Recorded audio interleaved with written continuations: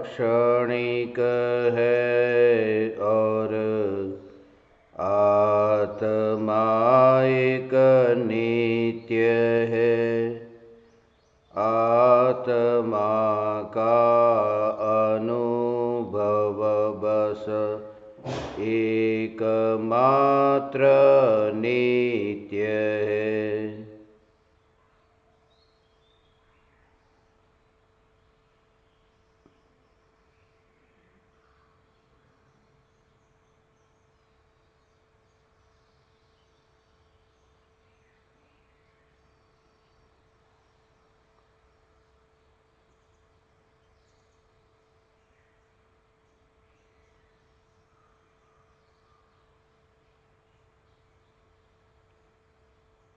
चैतन्य स्वभावी भगवान आत्मा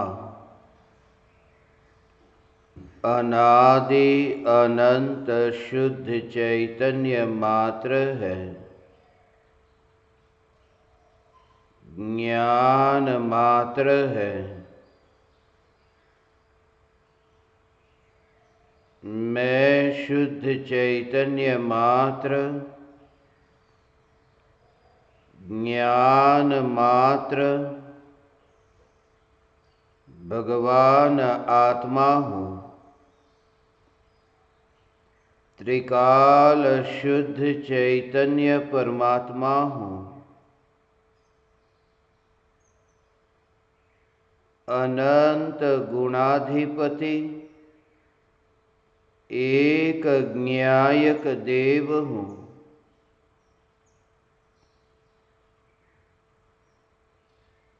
अगणित ज्ञेयों के प्रतिबिंबों से अप्रभावित ज्ञान पर्यायों में एक समय के लिए भी नहीं मिलने वाला, एक समय के लिए भी नहीं सिकुड़ने वाला त्रिकाल ध्रुव चैतन्य सत्ता मात्र भगवान आत्मा हूँ।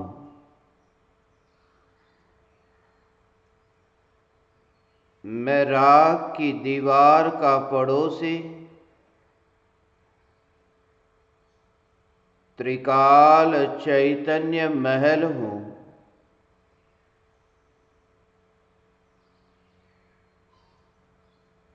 मैं परिणाम का पड़ोसी, त्रिकाल अपरिणामी ज्ञायक देव हूँ।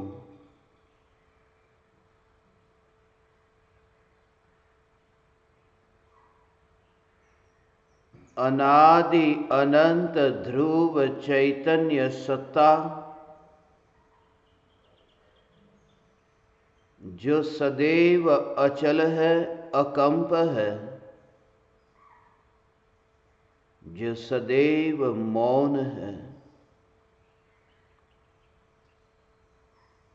जहाँ वाणी नहीं, जहाँ विकल्पों की टकराहट नहीं, ऐसे परम मौन चैतन्य सत्ता के आश्रय से शांति की अनंत पर्याय उत्पन्न हो, फिर भी शांत चैतन्य तत्व से दृष्टि न हटे। यह शांत चैतन्य तत्व ही मैं हूँ।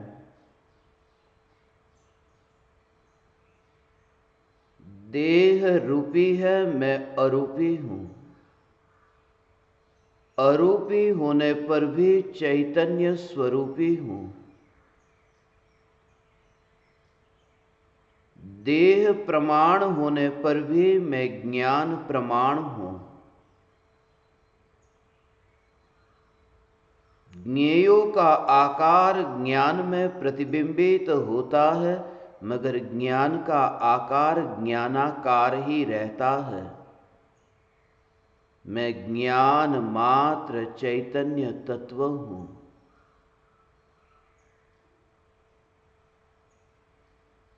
मांस, खून, हड्डी, मल, मूत्र, मलिन पदार्थों से बना हुआ यह देह, जिस देह के संयोग में रहकर भी जो एक समय के लिए भी मलिन न हुआ, अनंत विकारों की उत्पत्ति होने पर भी जिस चैतन्य स्वरूप में विकार का प्रवेश न हुआ, अनंत पर्यायों का परिणमन होने पर भी जो सत्ता सदैव ध्रुव रही, ये ध्रुव चैतन्य सत्ता ही मैं हूं।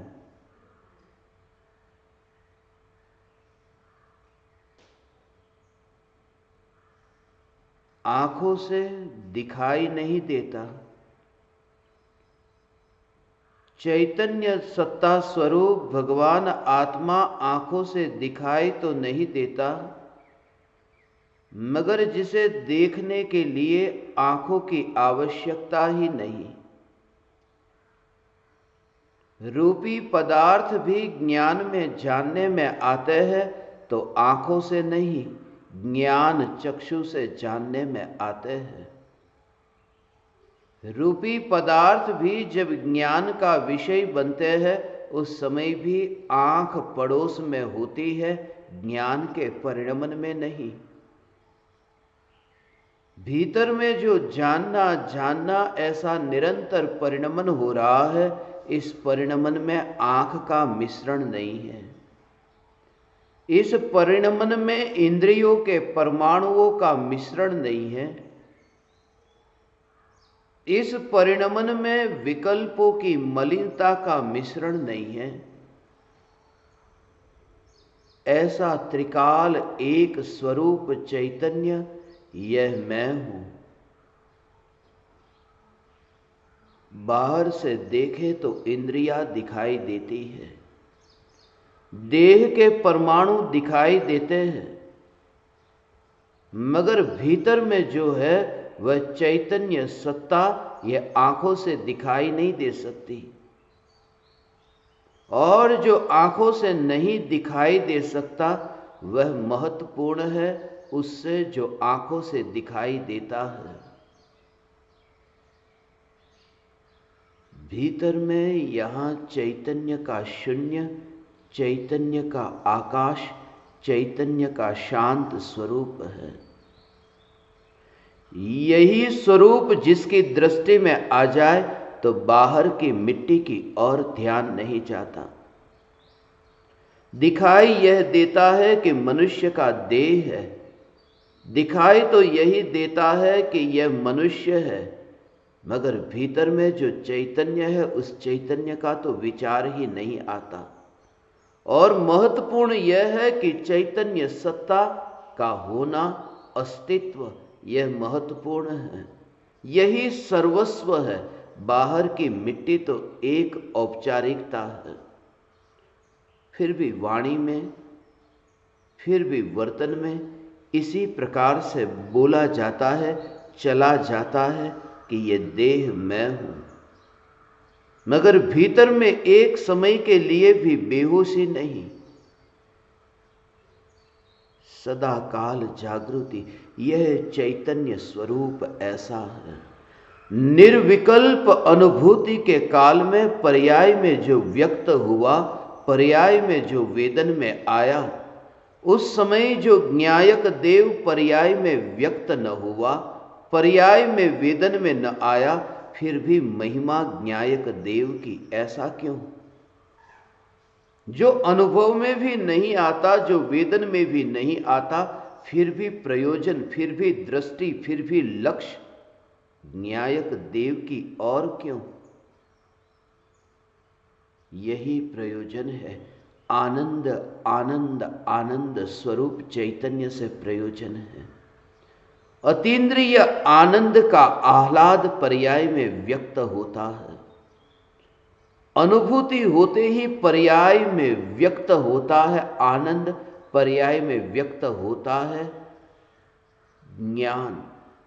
ज्ञान और आनंद पर्याय में व्यक्त होते हैं, मगर फिर भी महिमा ज्ञायक देव की बनी रहती है और प्रति समय यह आनंद व्यक्त हो रहा है, मगर यह जागृति कि यह आनंद जो है वह भी मैं नहीं हूं, उससे मुझे कोई प्रयोजन नहीं है। इतना आनंद प्रकट हो मगर उस आनंद से नाता नहीं जुड़ता। पूरा प्रयास है, पुरुषार्थ है कि आनंद प्रकट हो, मगर उस आनंद से नाता नहीं, प्रयोजन नहीं। यह ऐसा ही स्वरूप है जो अव्यक्त स्वरूप है, जैसे मटके के भीतर अव्यक्त अवकाश है। एक मटका है, उस मटके के भीतर खाली जगह है और मटका है वह मिट्टी से बना हुआ है। जो व्यक्त है, जो बाहर में दिखता है, वह मटका है और भीतर में है वह खाली जगह है। इस स्वरूप से यदि समझे तो अनुभूति व्यक्त है और न्यायक देव अव्यक्त है, यह स्वरूप समझ में आए। बाजार में जब हम जाते हैं और मटका खरीद कर लेकर आते हैं, लाते हैं मटके को खरीद करके, मगर मटके से कोई प्रयोजन नहीं है। प्रयोजन है मटके के भीतर जो खाली जगह है उससे।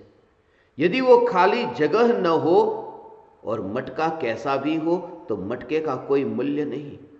जब मटका घर में लाते हैं तो प्रयोजन है कि मटके में पानी भरा जाए, मगर पानी मटके में नहीं भरते, पानी खाली जगह में भरते हैं। मटके में तो पानी भरा ही नहीं जा सकता। और खास कि हमने जो बाजार में दाम चुकाए हैं वो मिट्टी के चुकाए हैं, वो मटके के चुकाए हैं, खाली जगह के दाम नहीं चुकाए। और जो पानी भरा जाता है वो खाली जगह में भरा जाता है, वो मिट्टी के अंदर नहीं भरा जाता। मिट्टी के भीतर एक अवकाश है। यह देह एक मिट्टी है और उसके भीतर यह चैतन्य अवकाश है, चैतन्य शून्य है जो स्वभाव से पूर्ण है। मगर इसका कभी तुम्हें विचार भी नहीं आता होगा। भगवान मटका लेकर के तो आए, मटके की डिजाइन को देखा, वो जो दाम चुकाए हैं वो मिट्टी से बने हुए मटके के दाम चुकाए हैं। इतने भाग करके दौड़ करके गए हैं और संभाल करके लेकर के आए हैं, वो मटके को संभाल करके लेकर आए हैं। कितनी जो कलाकृति के दाम चुकाए वो कलाकृति मटके की है, आकाश की कोई कलाकृति नहीं।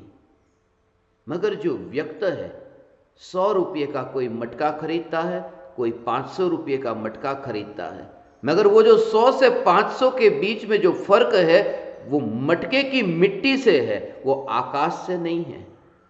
जैसे ही घर में वो मटका लाए और उसमें पानी भरा, वो पानी कितना पानी भरा जाता है, पानी टिकेगा या नहीं टिकेगा, पानी ठीक रहेगा या नहीं रहेगा, पानी में दुर्गंध तो नहीं आ जाएगी। हमें प्रयोजन है मटके के भीतर जो खाली जगह है उससे, और पूरे जीवन भर हमारा जोर रहता है मटके पर। हम आकाश के प्रति इतने उत्सुक होते हैं, मगर हमें भ्रम होता है कि हमें मटके की बहुत रुचि है। हमें लगता है कि मटका होगा तो काम में आएगा, मगर काम में तो आकाश आता है, स्पेस आता है। मटके के भीतर जो है, मटके के भीतर बिल्कुल मिट्टी ही मिट्टी भरी हो तो मटका बाहर में कितना भी चमकता हो कोई प्रयोजन नहीं है, क्योंकि भीतर का अवकाश नहीं। जो व्यक्त है वह मिट्टी है, अव्यक्त है वह अवकाश है, और अवकाश दिखाई नहीं देता, अवकाश अव्यक्त है। प्रत्यक्ष जो दिखाई देता है, जो हमें अनुभव में आता है, वह मटका, मटके की कलाकृति, मटके की अवस्था, मटके का आकार। आकाश का आकार तो हमें दिखाई ही नहीं देता, मटके का आकार दिखाई देता है, अनुभव में आता है, जिसका वेदन होता है, संवेदन होता है। जब निर्विकल्प अनुभूति प्रकट होती है तो पर्याय में आनंद का वेदन होता है, वह पकड़ में आया, वह आनंद का वेदन, वह अनुभव में आया। मगर उस समय भी दृष्टि यह, भले तुम मटके को ठीक तरह से पकड़ करके रखते हो, मटके को जब तुम उठाते हो ठीक तरह से पकड़ कर रखते हो, मगर तुम्हारी दृष्टि में एक समय के लिए भी यह मान्यता नहीं छूटती कि जो खाली भाग है उसमें ही मुझे पानी भरना है, वह खाली भाग है वही मेरे लिए प्रयोजनभूत है, यह मिट्टी मेरे लिए प्रयोजनभूत नहीं है। फिर भी संभाल करके रखा, फिर भी तुम्हें अनुभव हुआ वह मिट्टी का। आह्लाद स्वरूप आनंद का अनुभव होता है, मगर आनंद का जो अनुभव होता है उससे मुझे कोई लेना देना नहीं है। मेरा प्रयोजन है भीतर में जो अव्यक्त ज्ञायक देव है, इस ज्ञायक देव से प्रयोजन है जो व्यक्त नहीं होता, जो बाहर में नहीं आता। बाहर यदि तुम पकड़ो तो मटके को ही पकड़ सकते हो, भीतर के आकाश को पकड़ नहीं सकते।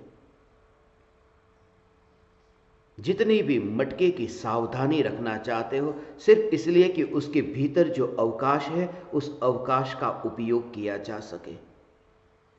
ज्ञानी को प्रति समय पर्याय में जागृति है, मगर पर्याय में जागृति का इतना ही प्रयोजन है, दृष्टि है, प्रयोजन है वह भीतर में जो अव्यक्त ज्ञायक देव है उसका। मटका कितना बड़ा है यह महत्वपूर्ण नहीं है, मटके के भीतर अवकाश कितना है यह महत्वपूर्ण है। और पूरी दुनिया में दृष्टि मटके पर है, दृष्टि मटके पर है, भीतर के अवकाश पर नहीं।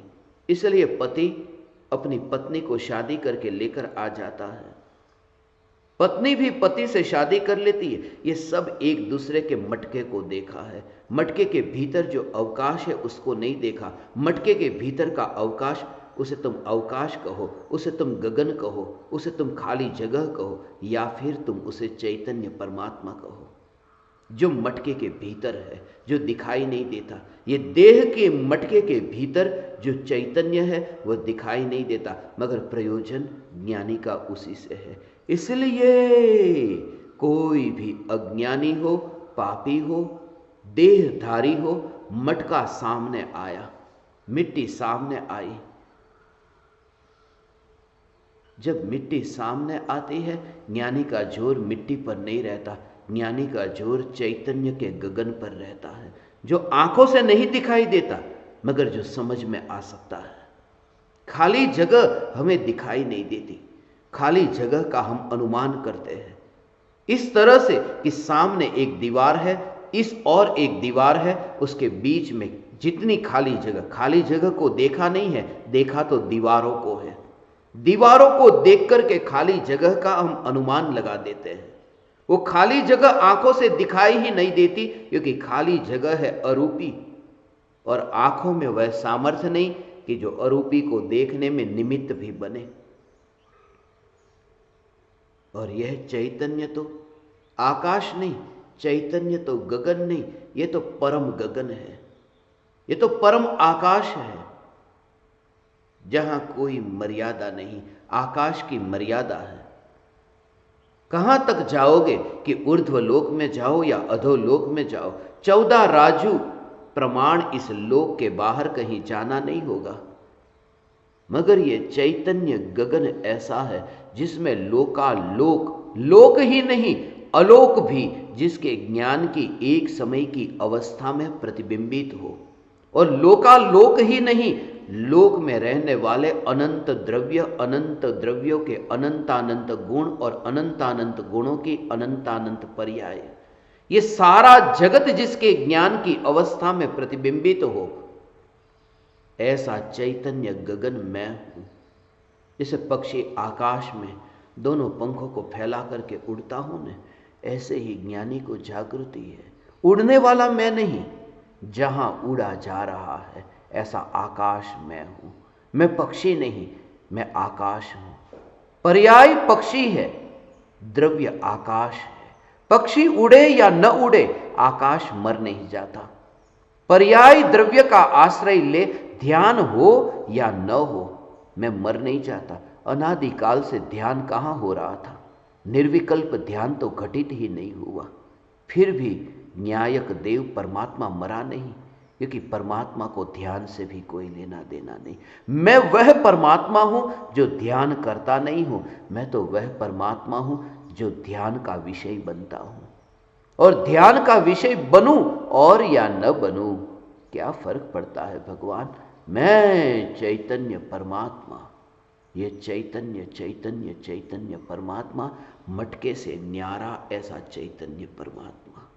ये दृष्टि यदि हे ज्ञान दीपक तुम्हें समझ में आ जाए तो तुम्हें जो अव्यक्त है उसकी ओर से दृष्टि हटेगी नहीं।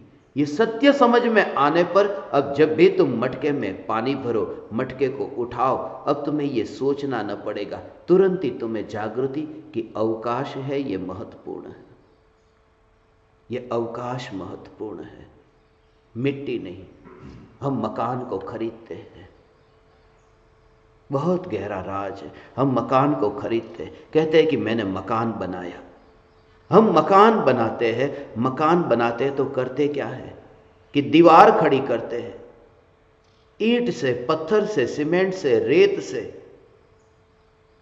ये दीवार हमने खड़ी की, हमने कहा कि हमने मकान बनाया। क्यों? क्योंकि मकान में हमें रहना है, इसलिए हमने मकान बनाया। हम वास्तव में मकान में रहते ही नहीं हैं, मकान के भीतर जो अवकाश होता है वहां रहते हैं। मकान में कहां रहते हैं? दीवारों के भीतर कौन रहता है? छत के अंदर कौन रहता है? जहां हमने दीवारें खड़ी की वहां तो रहते ही नहीं है।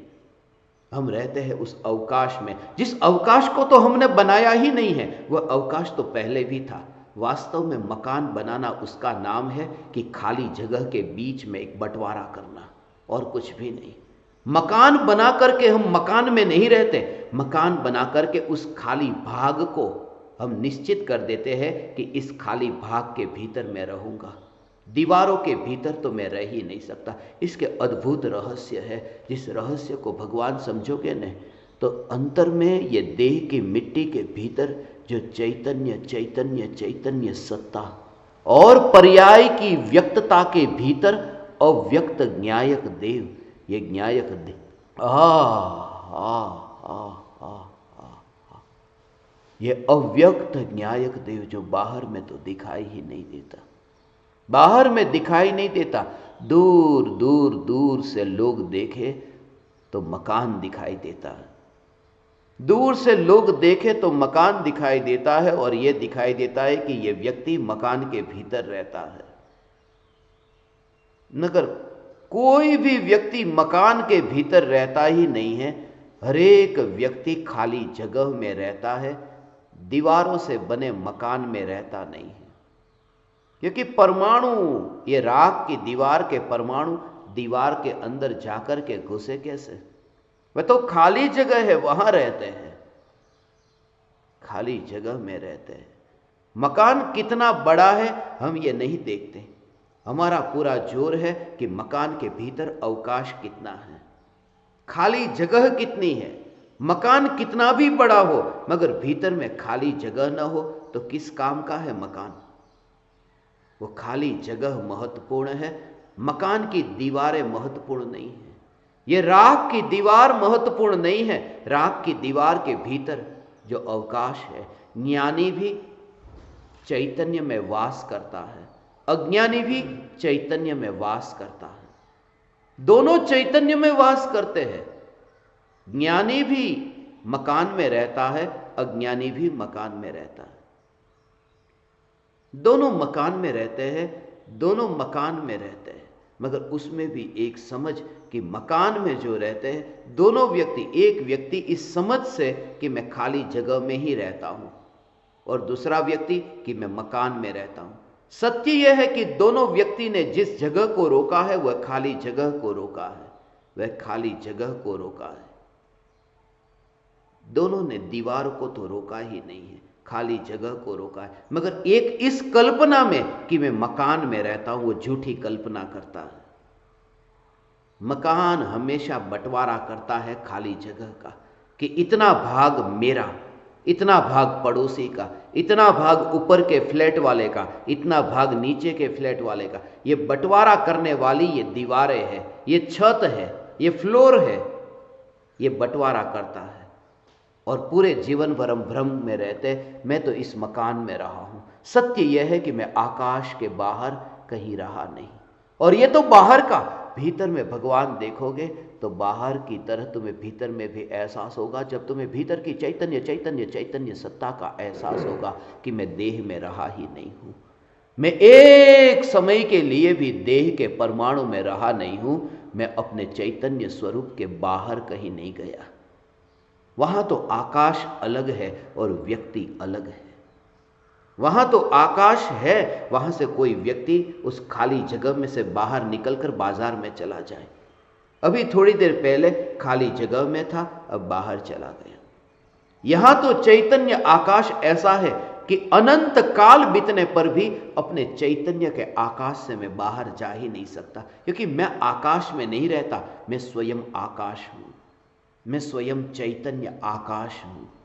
मैं स्वयं चैतन्य अरूपी अमूर्तिक आकाश हूं। यह जागृति, इसलिए यह मिट्टी के अंदर ज्ञानी रहता ही नहीं है। राख की दीवारों से बने इस मकान में ज्ञानी नहीं रहता। और यह जागृति फिर मकान के रंग बदल जाए, मकान का रूप बदल जाए। धूप ज्यादा है, मकान की दीवार, मकान की परत को देखो, रंग बिल्कुल फीका पड़ जाता है, रंग बिल्कुल बदल जाता है। कड़ी धूप में वन में विचरण करने वाले मुनिराज की राख की दीवार का रंग देखा, कहां ऐसी आकर्षक मनमोहक, कहां ऐसी दीवार राख की, और कहां वह कि चेहरा भी पता न चले कि अरे ये कभी वह राख की दीवार थी कि जिसे देख करके इतनी सुंदरिया मनमोहक इस देह को देख करके मोहित होती थी। अभी इतनी काली चमड़ी। राख की दीवार का रंग धूप में बदल जाता है, मगर आकाश का रंग नहीं बदलता, क्योंकि आकाश रंग से पार है, रूप से पार है, अरूपी है, इसलिए आकाश का रंग नहीं बदलता। कितनी भी धूप गिरे, देखा न गजपंथा की, मैं कल ही वो दृश्य देख रहा था कि अरे एक समय ऐसा था कि वहां कितने हरे हरे पत्ते, और कल देखा बिल्कुल सूखा, एक भी पत्ता हरा नहीं दिखाई देता। हरा तो नहीं दिखाई देता, पत्ता ही नहीं दिखाई देता। पेड़ पर एक भी पत्ता नहीं, बिल्कुल बिना पत्ते का। कैसा होगा? एक भी पत्ता नहीं है पेड़ के ऊपर। मगर उस समय ही मुझे ये विचार आया, होगा ऐसा कि अभी तो इतने घने बाल है, इतना बाल इतने घने हैं कि दूसरे को दिखाने का भाव आता है। देखो मेरे बाल कितने लंबे हैं, काले हैं, घने हैं, सुंदर है, रेशमी है, तरह तरह के भाव आते हैं। मगर वही पत्ते जब झड़ जाते हैं, जब सिर गंजा हो जाता है, जब पता चलता है कि पत्ते तो सब गिर गए, और वह पत्ते सिर्फ बाल के ही नहीं, ये देह के परमाणु के पत्ते भी ऐसे ही गिर जाते हैं, मगर नहीं गिरता, नहीं खिलता, जिसमें पीलापन नहीं आता, क्योंकि जिसमें हरापन नहीं। ऐसा यह चैतन्य आकाश। मुझे वहां किसी ने बैठने को मना नहीं किया। गजपंथा की भूमि पर पेड़ के नीचे जब मैं बरसात के दिनों में बैठता था, सर्दी के दिनों में बैठता था, अब गर्मी के दिनों में भी मुझे कोई मना नहीं करता। वह खाली जगह यह नहीं कहती कि मत आ तू मेरे पास भगवान, क्योंकि खाली जगह न तो हरी है, न पीली है, न वो जीती है, न वो मरती है, वह है। ये चैतन्य सत्ता भी ऐसे ही है। इस सत्ता की जागृति हो, तुम देह से पार अनुभव करते हो। फिर तुम मनुष्य रूप अनुभव नहीं करते। फिर तुम्हारे देह का नाम कोई कहे रमेश, तुम्हें लगता है कि किसी पत्ते की चर्चा चल रही है, पत्ते का पीलापन बताया जा रहा है। मगर यहां पर मैं ध्रुव चैतन्य आकाश, जिसके बारे में पता ही नहीं। ये देह की मिट्टी, ये देह का मकान, मैं मकान के भीतर रहता ही नहीं। मकान के भीतर, मकान को देखना बंद कर दो, भीतर के अवकाश को देखो। मकान कितना बड़ा है ये मत देखो, जगह कितनी है ये देखो। बाहर से देखोगे तो मकान बहुत बड़ा दिखेगा और भीतर में जगह कितनी। और अक्सर ऐसा होता है, बाहर से मकान बहुत बड़ा होता है, भीतर में जगह कम बाहर से मकान छोटा हो और भीतर में जगह ज्यादा हो सकता है, क्योंकि बाहर के मकान से भीतर के खाली जगह का संबंध नहीं है। इसलिए अमीरों के महल में जगह कम होती है, गरीब के झोपड़े में जगह ज्यादा होती है। जब मैं किसी व्यक्ति को कहूं कि कोई ज्ञान दीपक तुम्हारे वहां एक रात ठहरने को आ रहा है, अमीर व्यक्ति कहता है कि नहीं, जगह नहीं है, और गरीब झोपड़े में रहता है, कहता है जगह है। अक्सर अमीरों के घर में जगह नहीं होती खाली, गरीबों के झोपड़े में जगह खाली होती है। उसके पीछे भी एक बहुत महत्वपूर्ण कारण है। ये कारण तुम्हारी समझ में आए तो मिट्टी के भीतर छुपा हुआ जो अवकाश है, वो चैतन्य है, वह तुम्हें समझ में आएगा। भगवान, ये समझ में आएगा, ये समझ में आएगा। बाहर का मकान, मैं मुंबई में इतने करोड़पतियों से मिला, करोड़पति ही ज्यादा मुझे मेरे पास पढ़ने के लिए बैठते थे। ज्यादातर वाल्केश्वर, चौपाटी, नेपियन सी रोड, पेडर रोड, जहां पर सब बड़े बड़े उद्योगपति, बड़े बड़े फिल्म स्टार, उन्हीं के वहां पर मेरा जाना होता था कि बड़े बड़े धनपतियों के। मगर एक रात भी मैं किसी भी करोड़पति के घर में ठहरा नहीं, एक रात भी। पिछले 21 वर्षों का इतिहास है, ये 22वां वर्ष, एक रात भी किसी भी करोड़पति के घर में मैं ठहरा नहीं। 5 बेडरूम का फ्लैट, 4 बेडरूम का फ्लैट, 100 करोड़ का फ्लैट होगा, मगर जगह नहीं है। और एक करोड़पति के वहां मैं गया था, उसके घर में जाकर के देखा, जगह ही नहीं है, खाली जगह नहीं है। उसने मुझे कहा कि आइए बैठिए। मुझे लेकर के गए बैठक खाने में। बैठक खाने में तो बैठने की जगह ही नहीं है, चारों ओर फर्नीचर, चारों ओर शोपीस लगाए हैं, जगह ही नहीं है। और मुझे वो बता रहे थे, ये कुर्सी देखो, बैठने के लिए है ही नहीं, सिर्फ प्रदर्शन के लिए। ये कुर्सी देखो, 400 साल पुरानी है, इतने रुपये में खरीदी। नाम का बैठक खाना था, बैठने के लिए कोई कुर्सी नहीं थी। सब जगह बैर बिखेर होता हुआ फर्नीचर, कोई 300 साल पुराना, कोई 200 साल पुराना। और जब मैंने उनको कहा बैठूं कहाँ, यहाँ जगह तो है ही नहीं, बोले यही तो बहुत बड़ी प्रॉब्लम हो गई।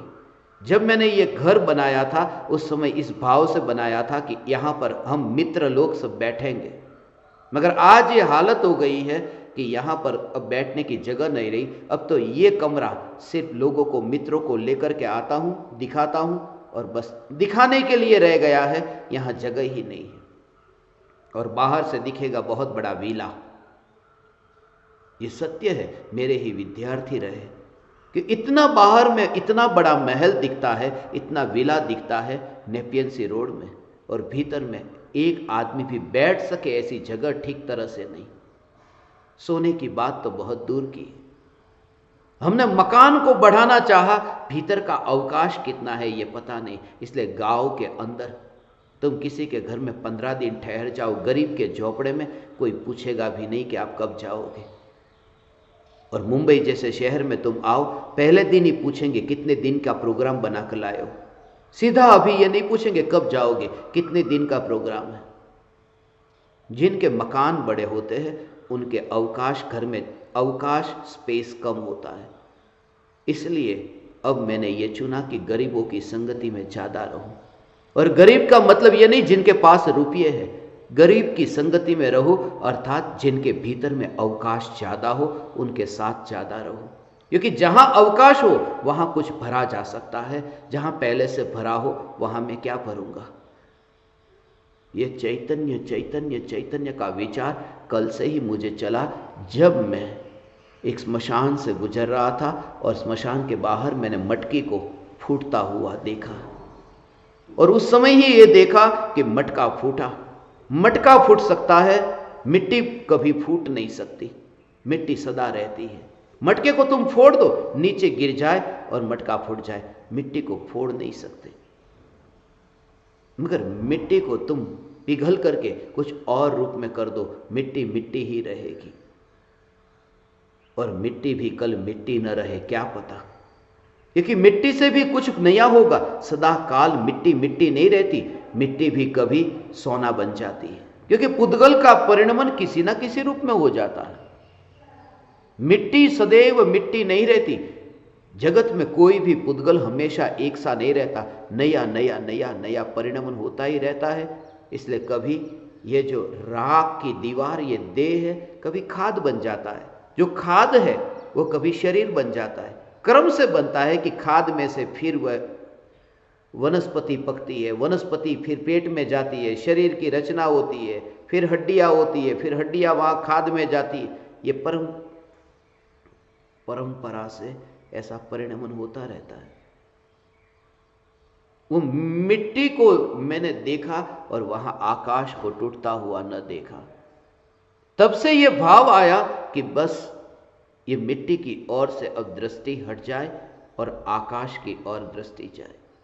महल की ओर अब मेरा ध्यान न जाए, अब ध्यान जाए तो खाली जगह कितनी है उसकी ओर।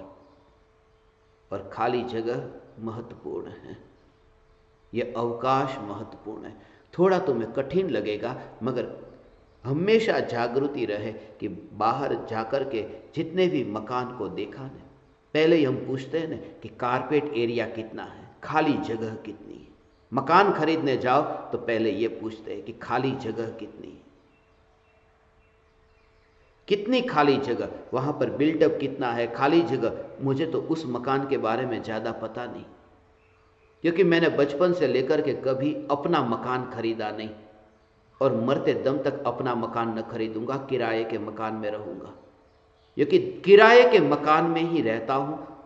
जब ये मकान भी किराए का है तो बाहर का भी किराए का। मैं कर सकता था अपना मकान, अपना महल बना सकता था अपने नाम पर, लाखों रुपये कमाए, अपनी एक झोपड़ी भी क्यों न बनाई। इसी वजह से मकान में रुचि पहले से ही नहीं थी, खाली जगह में रुचि थी। वह खाली जगह मुझे गजपन था कि पहाड़ में मिल जाए पर्याप्त है, वह खाली जगह मुझे स्मशान में मिल जाए पर्याप्त है। खाली जगह मुझे पहाड़ के शिखर पर, वन जंगल में, कहीं पर भी खाली जगह मिल जाए। और ये बात तो बाहर की खाली जगह की नहीं कर रहा हूं, भीतर की खाली जगह, भीतर का खालीपन, भीतर की शून्यता। कभी भी नया मकान खरीदने जाओ, तुम दीवारों के दाम कम चुकाते हो। जैसी दीवार यहां बनी है ऐसी ही दीवार कहीं और बनी हो, मगर दाम अलग अलग होता है। दीवार के दाम नहीं चुकाते, हम चुकाते हैं भीतर का अवकाश कितना है। कोई 100 बाय 100 है, कोई 500 बाय 500 है। दीवार तो वही, दीवार को ऐसी की ऐसी, मगर हम चुकाते हैं दाम अवकाश के, दीवार के नहीं, अवकाश के दाम चुकाते हैं। दीवार के तो चुकाने पड़ते हैं, क्योंकि उस दीवार ने दूसरे अवकाश से इस अवकाश का बंटवारा कर दिया कि तुम इतने आकाश में रह सकते हो, इतने आकाश में तुम रह सकते हो। बाहर का आकाश जो है, उस आकाश का तो तुम्हें आकार भी दिखाई देगा दीवार को देख करके, और दीवार को न देखो तो सिर्फ खाली जगह। खाली जगह कभी नष्ट नहीं होती। ऐसे ही ये चैतन्य चैतन्य चैतन्य ये नष्ट नहीं होता। कैसी भी खाली जगह हो कभी नष्ट हो ही नहीं सकती। जैसे एक अलमारी में खाली जगह है कि 10 किताब एक अलमारी में रख दे, उतनी खाली जगह है। 9 किताब रख दी है और एक 10वीं किताब ली और 10वीं किताब जैसे ही रखी, अब वो खाली जगह अब नहीं रही। कोई पूछे कि अलमारी में खाली जगह है कि ना, अब नहीं है। अब थोड़ी देर पहले थी, अब नहीं है, मगर बात झूठी है। 10 किताब रखने के बाद में भी अलमारी में खाली जगह है, वो बीच बीच की नहीं, पहले जितनी थी उतनी ही खाली जगह है। 10 किताब तो रख दी, 10 किताब रखने के बाद भी खाली जगह है। यदि खाली जगह रहती ही नहीं तो 10 किताब कहां रहती। 10 किताब के कारण खाली जगह दिखती थी, वो बंद हो गई, मगर खाली जगह है, वो नष्ट नहीं हो गई। नहीं तो 10 किताब का अस्तित्व कहां रहता। इस जगत में जो भी अवकाश है उस अवकाश का नाश नहीं होता। अवकाश में कोई वस्तु आती है कि अवकाश दिखता बंद हो जाता है। यह चैतन्य का भी नाश नहीं होता। यह सिर्फ मिट्टी के आवरण में ऐसा लगता है कि मिट्टी ही सब कुछ है, और ज्ञानी को वह दिखाई दिया। भगवान आत्मा, हे ज्ञान दीपक, तुम्हें यह चैतन्य सत्ता ऐसी दिखाई दे, और मिट्टी में तुम वास नहीं करते। यह तुम्हें ऐसा दिखाई दे, तुम्हें उस शून्यता का, उस खालीपन का एहसास हो। और खालीपन का एहसास में तुम ऐसा न करोगे कि अरे मैं तो खाली खाली, क्योंकि खाली भी परिपूर्ण है, परिपूर्ण है, अधूरा खाली नहीं है। जो आकाश है वो खाली है, मगर खाली है वह भी परिपूर्ण है, क्योंकि आकाश एक द्रव्य है, और प्रत्येक द्रव्य अधूरा नहीं होता, अनंत गुणाधिपति होता है। जीव में जितने अनंत गुण हैं, पुद्गल में भी उतने अनंत गुण हैं। उतने, ऐसे ही नहीं, उतने, क्वालिटी नहीं, क्वांटिटी, उतने ही अनंत गुण। और आकाश में भी अनंत गुण है। इस जगत में जिसका भी अस्तित्व है वह अस्तित्व वाला सब, अस्तित्व जिसका भी है वो सब अनंत अनंत अनंत गुणाधिपति। इसलिए आकाश में अवकाश नहीं। आकाश कहते हैं, मगर आकाश अपने में परिपूर्ण है। और जिसे परिपूर्ण चैतन्य परमात्मा कहते हैं, ये चैतन्य परमात्मा भी खाली है, जिसमें राग द्वेष का कचरा नहीं है, ऐसा खाली है, जिसमें भीतर में कोई भी कचरा भरा नहीं, भरा जा सकता नहीं, ऐसा में चैतन्य चैतन्य चैतन्य चैतन्य। अब मिट्टी में तुम नहीं रहते, तुम ज्ञान में रहते हो। ये तो ऐसी बात हुई कि देह की मिट्टी और चैतन्य का भीतर में खालीपन। मिट्टी दिखती है और चैतन्य दिखता नहीं। जैसा ये मिट्टी और चैतन्य का स्वरूप है, ऐसा ही अनुभूति और न्यायक देव का स्वरूप है भगवान। मिट्टी दिखाई देती है, खाली जगह दिखाई नहीं देती। अनुभूति का वेदन होता है, अनुभूति वेदन में आती है, और ध्रुव चैतन्य सत्ता वेदन में नहीं आती। ध्रुव चैतन्य सत्ता वेदन में नहीं आती, मगर प्रयोजन ध्रुवता से ही है। व्यक्त नहीं हो वही तो महत्वपूर्ण है, जो व्यक्त हो वो नहीं। व्यक्त नहीं हो वह महत्वपूर्ण, वह जो खाली भाग है वह महत्वपूर्ण है। और जितना खालीपन होगा उतना स्वीकार भाव होगा। अभी तुम्हारे भीतर में वो खालीपन कहाँ है? अभी तुम किसी की गाली, कोई गाली दे तो गाली भी तुम्हारे भीतर समाती नहीं है, सीधी ही बाहर छोड़ देते हो। कोई गाली देता है वो गाली के लिए जिसके अंदर खाली जगह नहीं है, कि दी तो दी। जिसके पास में गाली के लिए खाली जगह नहीं है, उसके भीतर त्रिकाल ध्रुव परमात्मा के लिए खाली जगह कहां होगी? अभी तो कोई गाली दे तो बिजली के बल्ब और बटन की भांति है, जैसे ही बटन दबाया कि बल्ब चालू हो गया। ऐसे ही अभी स्थिति है, जैसे ही किसी ने गाली दी तुरंत ही क्रोध आया। यह मशीन की तरह एक यांत्रिक जीवन जो ऐसा है, वो यांत्रिक जीवन से छुटकारा होता है। भीतर में इतनी खाली जगह कि सब समा जाए। लोकालोक ज्ञान की पर्याय में प्रतिबिंबित हो तो भी कोई विरोध नहीं।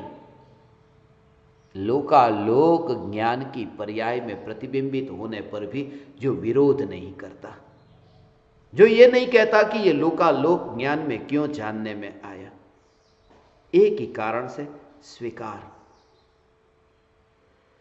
स्वीकार आए। हमारा जीवन एक मशीन की तरह एक यांत्रिक जीवन है,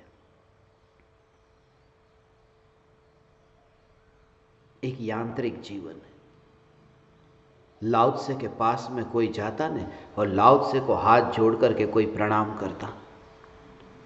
हाथ जोड़ करके प्रणाम करे तो लाओ त्से तात्कालिक हाथ नहीं जोड़ता, वो बाद में हाथ जोड़ता, कभी कभी 15 मिनट, कभी आधा घंटा, बहुत बार तो ऐसा होता 2-2 घंटे के बाद में सामने हाथ जोड़ता।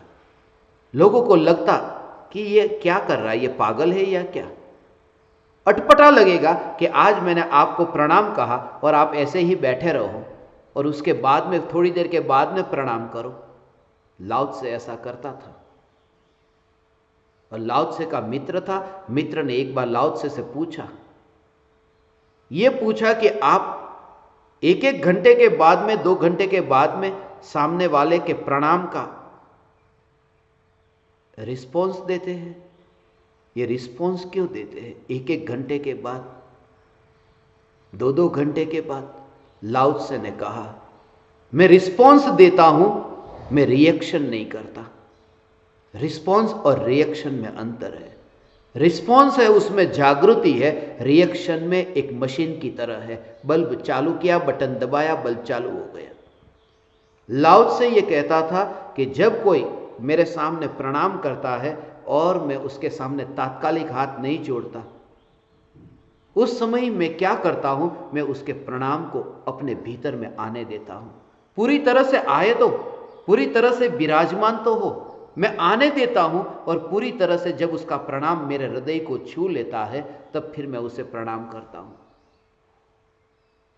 मगर हमारी औपचारिकता प्रणाम, सामने ही प्रणाम, उसमें वो एक यांत्रिक क्रिया हो गई, मशीन की तरह ही।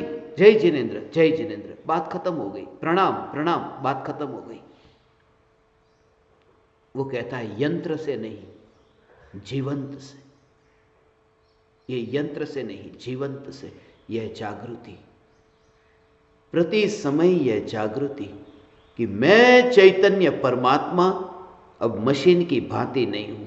एक एक समय की, इसलिए जो देह की क्रिया, उस देह की क्रिया के काल में जो जागृति कही, कैसी भी परिस्थिति हो उस समय यह जागृति कि बस मैं मकान नहीं हूं, मैं मिट्टी नहीं हूं, मैं चैतन्य आकाश हूं, चैतन्य आकाश, फिर भी रहता हूं मिट्टी में। अनुभूति में, अनुभव में आई पर्याय और दृष्टि में रहा न्यायक। और ऐसे ही तो मोक्ष के मार्ग से लेकर के मुक्ति की यात्रा होती है। और ये विरोध विरोध मत समझना कि पर्याय में तो पर्याय का वेदन हुआ और दृष्टि न्यायक पर, एक अनित्य और एक नित्य, अनित्य का वेदन और नित्य का लक्ष्य, ये विरोधी, मगर विरोधी में भी ये मुक्ति की यात्रा है।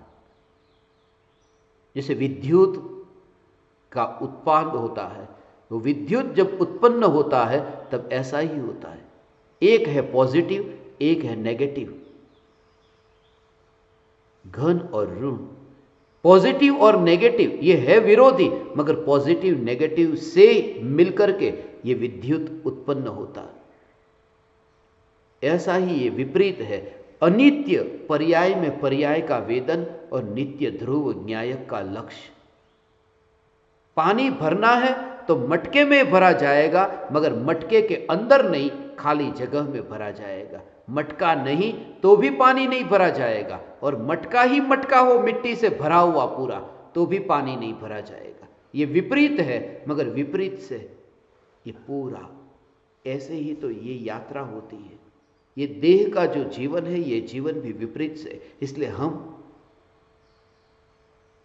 16 घंटे जागते हैं, 8 घंटे सो जाते हैं। अब जागना और सोना कितना विपरीत है। जागना सोना विपरीत है, मगर विपरीत से ही तो हमारा पूरा जीवन चलता है। कोई हमेशा सोता ही रहे या फिर कोई 24 घंटे 7 दिन तक जागता ही रहे, जी नहीं पाएगा। विपरीत से जीवन है।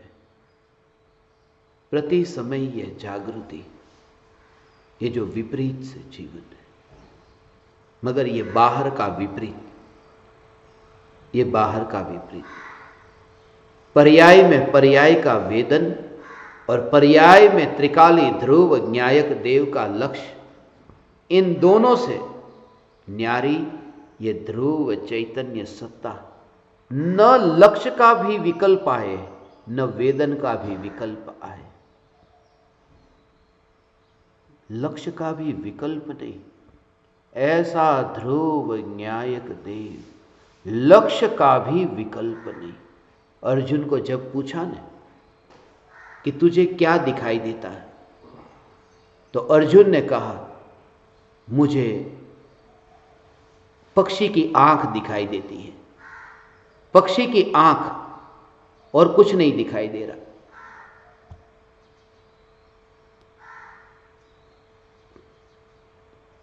मगर पक्षी की आंख दिखाई देती है, पक्षी की आंख मेरा लक्ष्य है, मेरा लक्ष्य पक्षी की आंख है, वो लक्ष्य है, ऐसा विकल्प नहीं आता था।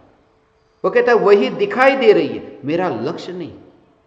इसलिए मेरा लक्ष्य एक न्यायक देव है, उसमें तुम पर्याय पर बैठ गए, क्योंकि लक्ष्य होता है पर्याय का, और मैं पर्याय नहीं, मैं न्यायक हूं, मैं ध्रुव हूं, मैं ध्रुव हूं। तुम उस अर्जुन के स्थान पर जहां वो तीर लेकर के बैठा है, तुम वह तीर भी नहीं हो, तुम अर्जुन भी नहीं हो, तुम स्वयं पक्षी की आंख हो। तुम ध्रुव न्यायक देव हो, जिसका कोई लक्ष्य नहीं होता। ये ध्रुव न्यायक देव मैं, जिसका वेदन भी नहीं होता, जिसका लक्ष्य भी नहीं होता, ऐसा सत्ता मात्र चैतन्य, यह चैतन्य तत्व मैं हूं।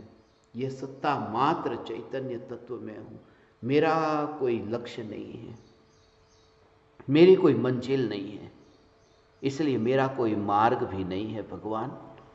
मार्ग भी नहीं है और मंजिल भी नहीं है, ऐसा मैं भगवान आत्मा। लक्ष्य भी नहीं है मेरा कोई, साध्य भी नहीं है मेरा कोई, इसलिए साधन भी नहीं है, और इसलिए मैं साधक नहीं हूं। ये साधक, साधन, साध्य, ये सबसे छुटकारा होता है जिस समय न्यायक का स्वीकार होता है। क्योंकि यहां तो दो नहीं तो तीन कैसे पैदा होंगे? यहां तो एक है तो फिर तीन कैसे होंगे? साधक, साधन, साध्य। वास्तव में वो मर नहीं जाता, तीनों के भेद से मुक्त हो जाता है, तीनों के भेद से छुटकारा हो जाता है। इसलिए विपरीत को विपरीत के रूप में देखना, मगर फिर भी दृष्टि उस पर जिस पर कोई विपरीत नहीं, क्योंकि विपरीत के लिए सामने दूसरा चाहिए। एक मैं हूं और सामने कोई दूसरा जो विपरीत है, मगर यहां तो मैं एक ही हूं, फिर विपरीत कैसे? इसलिए जब चैतन्य की ओर दृष्टि जाती है, भगवान आत्मा, ऐसी जब चैतन्य परमात्मा की ओर दृष्टि गई तो वैर विरोध कैसे छूट गया? सम्यक दृष्टि ज्ञानी धर्मात्मा को अब जगत की कोई भी घटना में वैर विरोध नहीं। ये वैर विरोध क्यों नहीं? क्योंकि उनकी दृष्टि उस तत्व पर है जिस तत्व में कोई वैर विरोध नहीं है। उस तत्व का आश्रय लिया कि जहां विरोधीपना नहीं है। द्वैत प्रतिबिंबित नहीं होता, द्वैत प्रतिभासित नहीं होता, ऐसा कहा। जब आत्मा की अनुभूति होती है तो नयों की लक्ष्मी उदित नहीं होती, प्रमाण अस्त को प्राप्त होते हैं, और निक्षेपों का समूह कहां चला जाता है उसे हम नहीं जानते। अधिक क्या कहे, द्वैत ही प्रतिभासित नहीं होता। आचार्य देव ये कहते हैं, द्वैत ही प्रतिभासित नहीं होता। द्वैत प्रतिभासित नहीं होता ये कहा, ये नहीं कहा कि एक प्रतिभासित होता है। द्वैत प्रतिभासित नहीं होता, वो इस पर जोर देना चाहते थे कि जब अनुभूति होती है तब वो जो द्वंद्व था वो द्वंद्व न रहा, क्योंकि जिस स्वरूप में ही द्वंद्व नहीं है ऐसा स्वरूप दृष्टि में आया। इसलिए ज्ञानी को जगत की कोई भी घटना से आश्चर्य नहीं होता, कोई भी घटना से आश्चर्य नहीं होता। जब ये पढ़े कि वहां पर बम गिरा और इतने लोग मर गए, या फिर इसने इसका अपहरण कर दिया, इसका बलात्कार कर दिया, यहां चोरी कर दी, डाका डाल दिया, कहीं पर भी आश्चर्य नहीं लगता। ये बेवफा निकला, ये धोखेबाज निकला, आश्चर्य नहीं होता। इसलिए क्योंकि संसार के स्वरूप को संसार के स्वभाव से देख लिया। मिर्ची खाई तो तीखी लगी, स्वभाव है, इसलिए आश्चर्य नहीं होता कि यह तीखी क्यों, मिर्ची है इसलिए तीखी होगी। गुड़ खाया तो मीठा, उसमें आश्चर्य नहीं, लोगों को इकट्ठा करके रोने नहीं लगते ये गुड़ मीठा क्यों है, कि ठीक है उसका स्वभाव है। ऐसे ही ज्ञानी को जागृति है, यह जागृति है कि बस संसार का स्वभाव है स्वार्थ, और स्वार्थ यहां होता हो तो आश्चर्य न हो, क्योंकि यही तो संसार का स्वभाव है। ये यहां न होगा तो सिद्धशिला पर अनंत सिद्धों के बीच में होगा। धोखेबाजी यहां नहीं होगी तो सिद्धशिला पर होगी, मोक्ष में होगी, वो यहीं पर ही होगी। और ऐसा स्वीकार, मगर किसके बल पर, उस घटना के बल पर नहीं। वो जो धोखेबाजी, वह जो बेवफाई यहां हो रही है वो यहां नहीं है, त्रिकाली ध्रुव चैतन्य में नहीं है। ये चैतन्य मैं हूं, ऐसा चैतन्य का स्वीकार, इस स्वीकार के कारण जग का स्वीकार होता है, इस स्वीकार के कारण जग का स्वीकार होता है। हे ज्ञान दीपक, प्रति समय यह चैतन्य चैतन्य चैतन्य की जागृति, ऐसी जागृति। मैं मिट्टी नहीं, मैं मटका नहीं, मैं राख नहीं, मैं राख की दीवार नहीं, मैं ईंट पत्थर नहीं, मैं ईंट पत्थरों से बना मकान नहीं, मैं अवकाश हूं।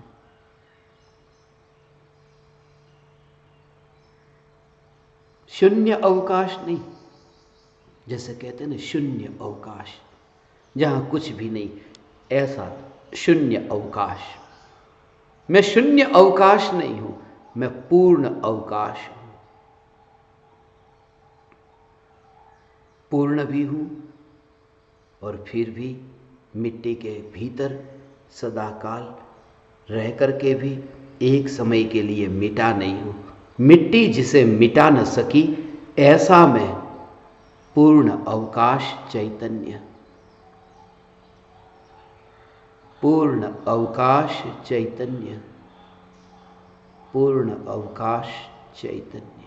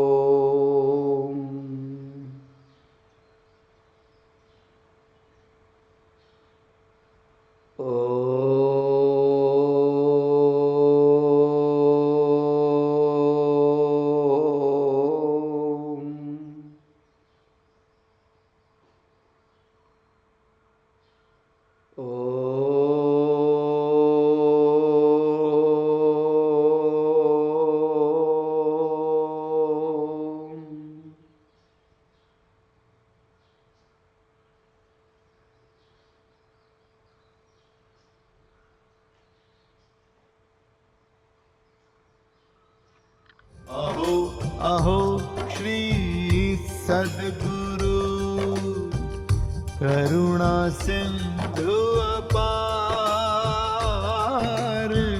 इस पामर पर प्रभु किया अहो अहो उपकार,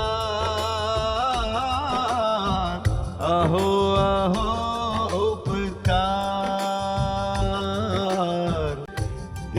सहित जिनकी दशा वरते देहा